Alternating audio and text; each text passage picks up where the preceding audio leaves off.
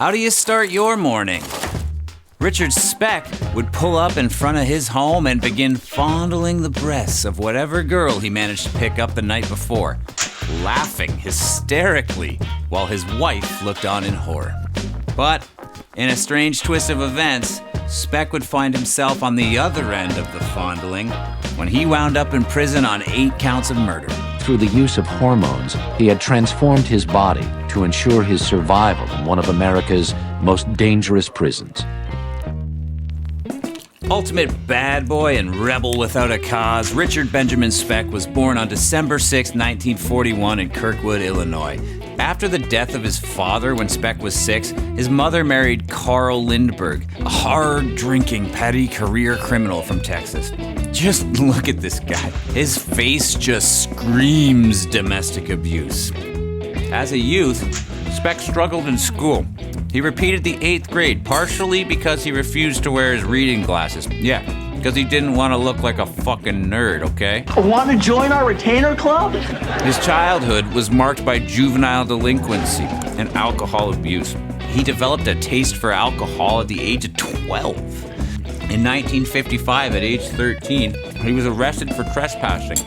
And by 15, he's getting drunk almost every day. Hello. Why? Because he's a badass motherfucker, that's why. Damn, that's cool. Speck started the 9th grade, failed every subject. By age 16, he dropped out completely. Fuck, I told you this guy was cool. Now, let's get a few things straight. If you're gonna be the ultimate 50s rebel, you're gonna need a few things. Slicked back hair. Check. The switchblade. I thought only punks fought with knives. Check. And a badass tattoo. A tattoo on Speck's forearm read, "Born to Raise Hell." Check. Bad boy Speck could do a stint in the clink without even breaking a sweat. No problem. No matter how often he needed to be bailed out of jail, his mother always came to his rescue. Okay, so he was a bit of a mama's boy, but he's just a teenager at this point. Give him a break. In 1960, Speck worked as a laborer for the 7-Up bottling company in Dallas, Texas. He's probably just casing the joint. It's around this time that he really started to grow into the bad boy that he always knew he was destined to become. He became obsessed with the criminal lifestyle. Hi, Mom, what do you think? And began boasting that someday he would dominate the headlines. As far back as I can remember, I always wanted to be a gangster. The only question that remained was how? Attempt number 1, disturbing the peace. At age 20, Speck's first attempt at making international news involved getting into a drunken melee in McKinney, Texas. Oops. Got his ass kicked and was quickly apprehended. International news coverage, 0. Sentence, 22 days in jail. Shit. Attempt number 2, forgery and burglary.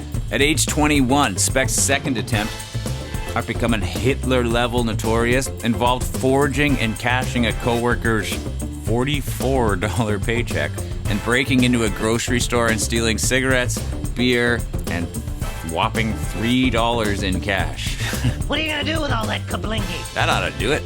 International news coverage, 0. Sentence, 3 years in prison. Paroled in 1965 after serving 16 months. Okay, third time's the charm. Attempt number 3, assault with a deadly weapon. 1 week after release, Speck attacked a woman in the parking lot of her apartment building wielding a 17-inch carving knife, Fucking huge. but just fled when the woman screamed. Fuck. He was apprehended by police within minutes, just a few blocks from the scene of the crime. International news coverage, 0. Sentence, 16 months in prison. Attempt number 4, burglary. Again? Again. On March 5th, 1966, Speck robbed a grocery store and stole 70 cartons of cigarettes. Always cigarettes with this dude, which he then sold out of the trunk of his car in that same grocery store's parking lot. Come on, man. International news coverage, 0. Sentence, none. Speck flees Texas, a wanted man. Had he been apprehended, it would have been his 42nd arrest in Dallas. After fleeing Dallas, Speck returned to his childhood hometown of Monmouth, Illinois.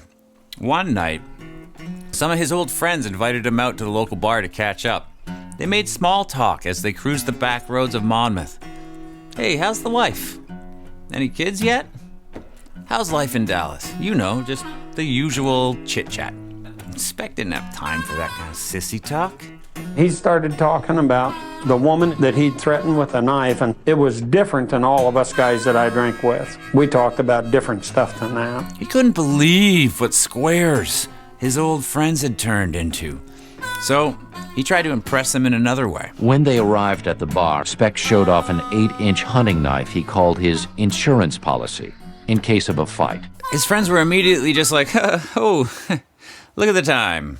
Thunderbirds is starting in 20 minutes. Gotta run.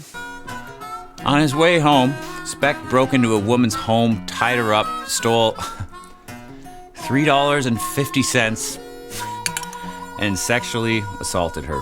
The woman told police her attacker had a soft southern drawl. It turns out that Monmouth just wasn't full of that many 6-foot creepy James Dean-looking wannabes with southern accents. Speck became the prime suspect. A wanted man for the second time, Speck fled Monmouth for the Windy City, Chicago.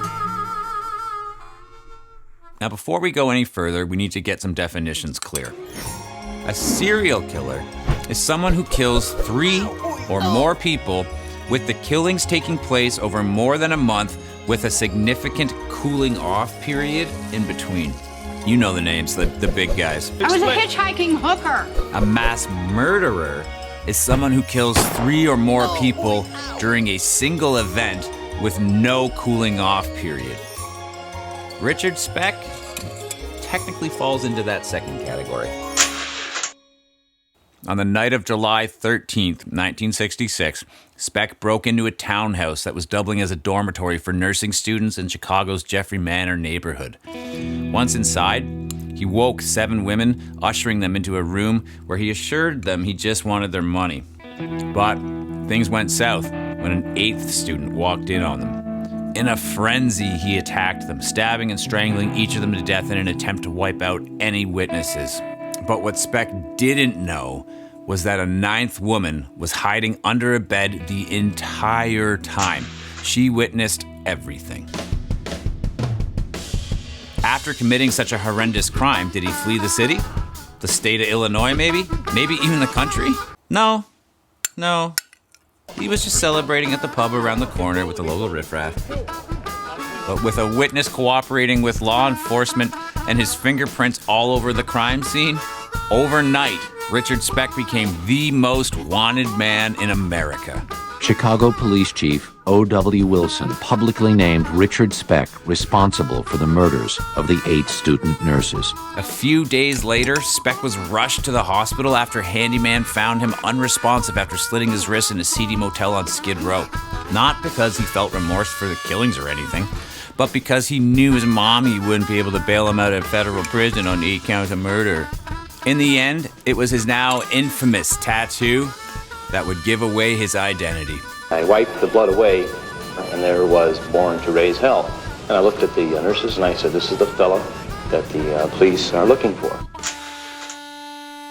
Speck's trial began on April 3rd, 1967. In addition to his fingerprints being recovered at the scene, his fate was sealed when the only surviving witness took the stand and was asked if she could identify the killer of any of her fellow students. Corazon got off the witness stand, walked straight up to Speck, thrust a finger in his face, and said defiantly, "This is the man." Narrowly escaping a death sentence, Speck was sentenced to over 300 years at the Statesville Correctional Center in Crest Hill, Illinois. But hey, things could be worse, right? Speck may have suffered a fate worse than death. Yeah, a lot worse. Do you like being by men? Absolutely. Have you always liked being by men? Sure. 25 years of humiliation and abuse. Was being used as he had used women. He was a miserable person who lived a miserable life. So much for bad boy Richard Speck. So, what do you think? Should Speck have been put to death for his crimes, or was getting pimped out for cigarettes and homemade booze for the rest of his life behind bars more fitting? Let me know in the comments below. And, of course, don't forget to murder that subscribe button and hit that notification bell, because I've got new content dropping all the time. And if you just can't get enough, you can also hop over and follow on Instagram or TikTok for even more killer content.